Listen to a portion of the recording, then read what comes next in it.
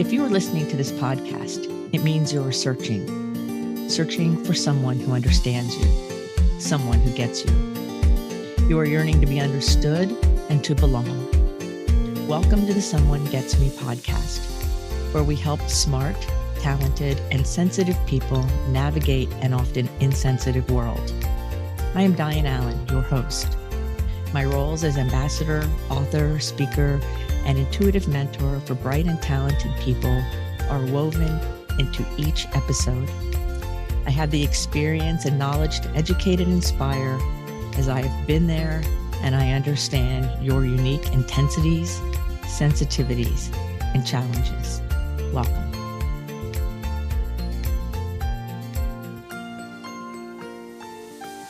Reciprocity of friendship for twice exceptional adults. Hi friends, it's Diane here, and today we're talking about friendship. Relationships that we would call friends or connections to us that are more meaningful than a mere acquaintance. And in my mind, there are 5 big categories or buckets, if you will, of the types of people you want to have in your life as friends. Now, also what goes with that is that you step up into your friendships, offering some of these similar things to the people in your life that you call friends. That's the reciprocity. All too often in the twice exceptional world with most of my clients, and I've experienced it myself, where friendships can become and be seen as kind of like a one-sided thing, where one person does all the calling or all the initiating and the other person doesn't. Or one person's always called when they're needed, and the other person, when they need something, doesn't call the other person. So there's all different kinds of ebbs and flows, and things can get cattywampus when you're gifted. So a twice exceptional person is somebody who maybe has more sensitivity, more intuition, or has different needs than somebody who is not twice exceptional. So I think it's important that we pay attention to the people we call friends in our lives and to see what role we are playing and giving into that friendship and being an active member of it. And do we have people in our lives that also feed us in the same way? Several friends of mine over the years have said, wow, you have really good friends. I said, well, I have few of them, but I do have good friends. And what it has taken over the years is investment of time and talent, investment in ways emotionally and spiritually, and investment in unseen ways, like meditating and holding in prayer people that are important to you, even when they don't know it. So there's so many different ways we can look at this. But I want to look at these 5 big categories and have you kind of reflect as you're listening to me. Are you this type of friend for others? And do you have these types of people in your life? So look at it both ways, knowing that we don't have to be everything to all people. And so how does that flow work for you? That's the question. So the first type of friend that I'm thinking about is somebody who's a comforter. They're the people who would step in when you're having a hard time. They help you work through maybe grief or pain or something so that you don't go back to the same thing that had hurt you. And they're there when you need a shoulder to cry on, so to speak. And we all need somebody who can comfort us. And sometimes people are very familiar with, and it's a role they like to play. They're comfortable being the comforter, if you will. Some people shy away from that a little bit. It maybe makes them a little uneasy and they take a different role. So identify the people in your life who comfort you when you're having a hard time or you're hurting or grieving. And then ask yourself, am I willing to be a comforter to others? And what would that look like with healthy boundaries, right? I think that it's very vital that we do that. And so the second kind of friend that has this reciprocity that I see is the confrontor. And a friend of mine one time said, oh, that confronting thing, it's always about yelling and screaming. And I said, I don't see it that way. A confronter is somebody who will say, hey, what are you doing? If you're doing something that's against what you say you believe in, or maybe You're stepping out of your integrity and don't realize it. Or maybe you have a blind spot in your life and you need somebody in your life that will confront that to help you grow and change. So not everything in all of our relationships is all woo-woo or only focused on what we know, because sometimes the most powerful friendships are the people who help point out the things in a loving, kind way that we don't know. So people who know me know that if I see something that's a little off, I'll go, "What is that?" or "What are you doing?" And asking questions out of curiosity, but also to help confront something that doesn't align up or just feels funny. And then that person has the opportunity to look at it. And I appreciate that with people in my life that'll say, "Well, what about this?" or "What about that?" So that I have a chance to see if there's an unconscious belief or something influencing me that maybe I don't want to have influencing me and I'm unaware of it. We all need somebody who can help us see the blind spots. That's the confrontor. Because I laugh because I ask people all the time, do you want to be right or do you want to be happy? And some people want to be right all the time, but we're not right all the time. It's not possible to be right all the time. So I think it's important that we really take a minute and ask ourselves, who do we have in our life that we trust enough and that we're safe enough with, that if they confront something that we're doing, or maybe something we're not doing that we ought to be doing, that we will hear them and listen to them, and it will be experienced as somebody who has our best interest at heart, even if it stings for a minute. The third person is the challenger. The third friend that you want to ask yourself, how is somebody like this in your life? And a challenger is someone who gives and loves and serves and does things and is a way that challenges you to raise the bar. So they're not necessarily challenging you specifically.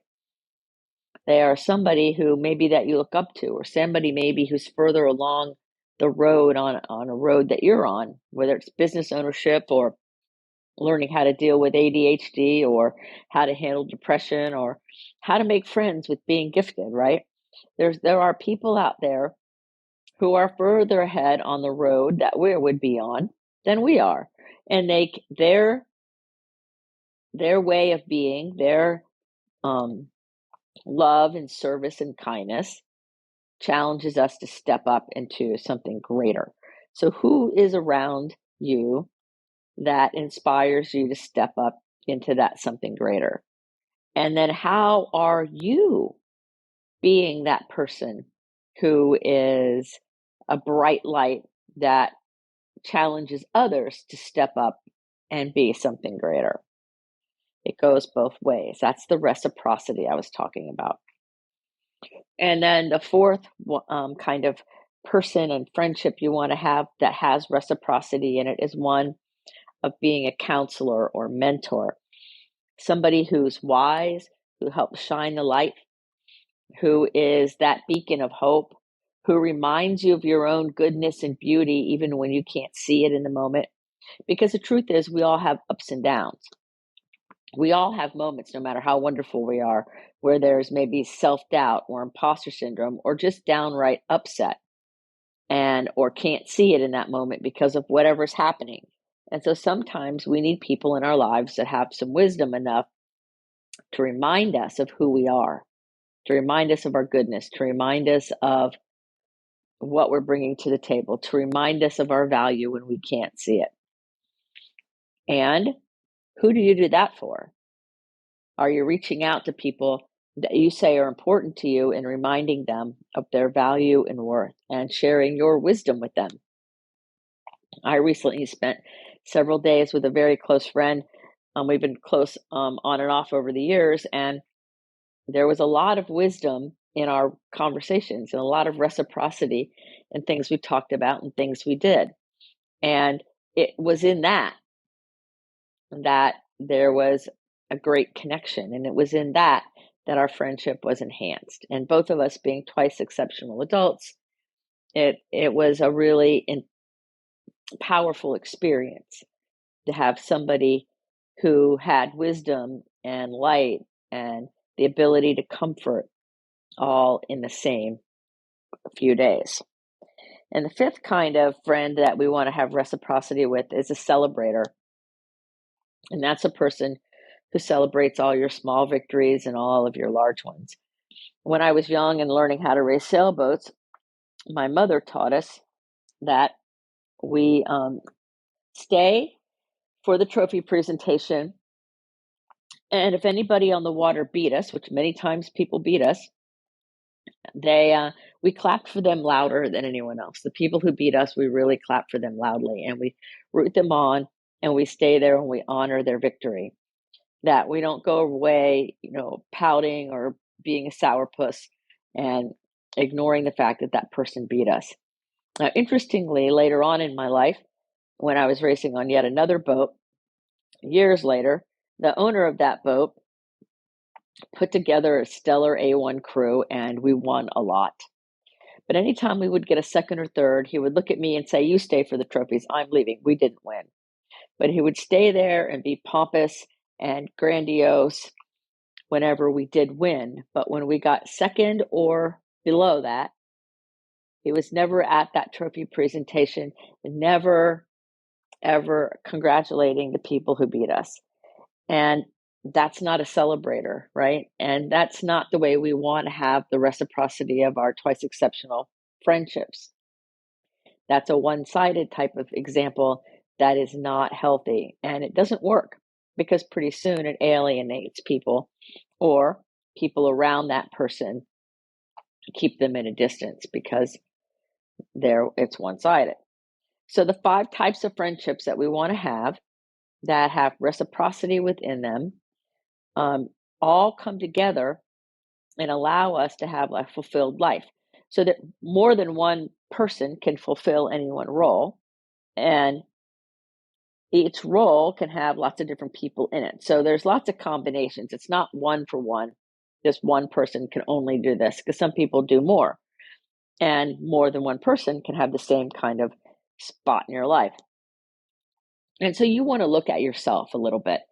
Are you bringing any of these qualities and these ways of being to the people who you say are important to you?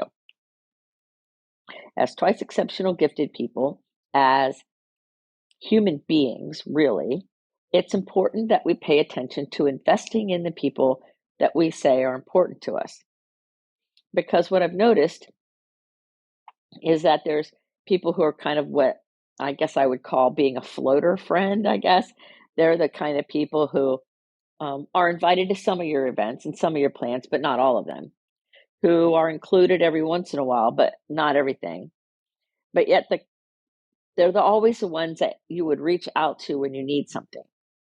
And I know I've been in that position of being a floater friend, where I've had people in my life that they only call me when they want something.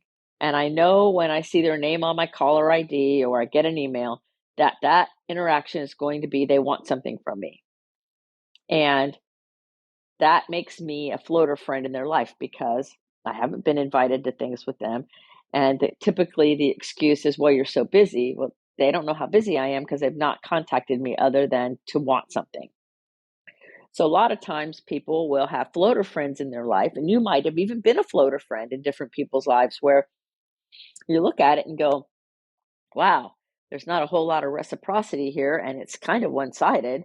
And how come I only hear from this person when they want something from me or when they need something? And how come I can be home and watch them out playing and having fun with others and never even mentioning it to me or declining invitations from me?" All of those things where the balance and the connection seems askewed. Now, that doesn't mean that everybody should invite us to everything and you should invite everybody to everything. That's not what I'm saying. What I'm saying is that there are people who are kind of like floater friends, where they're only called on when people need things. And if you are only calling on people who are important to your life only when you need something from them and not any other time, then you might want to look at that. If you have people in your life that you say are important to you, and you say that you love them, or they matter to you, and you do lots of different events and they're never included, whether you're making excuses for them or not, or whether they say no or not, but you don't include them, maybe you're putting them in the floater friend category, knowingly or unknowingly.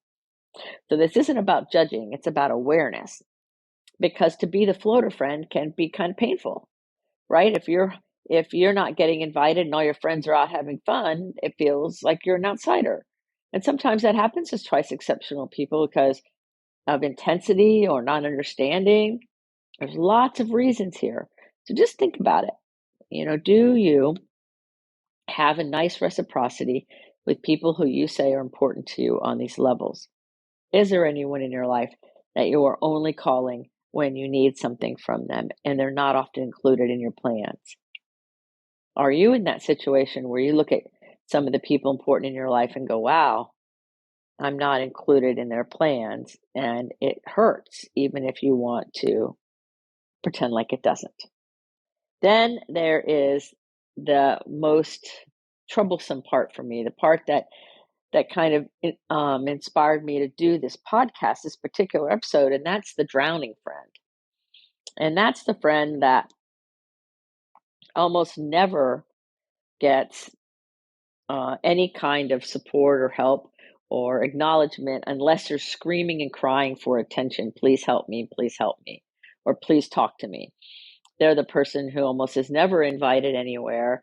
And usually the big excuse from other friends is, well, we didn't know what was going on, or we thought maybe you were busy, or you always have plans, or you're always working.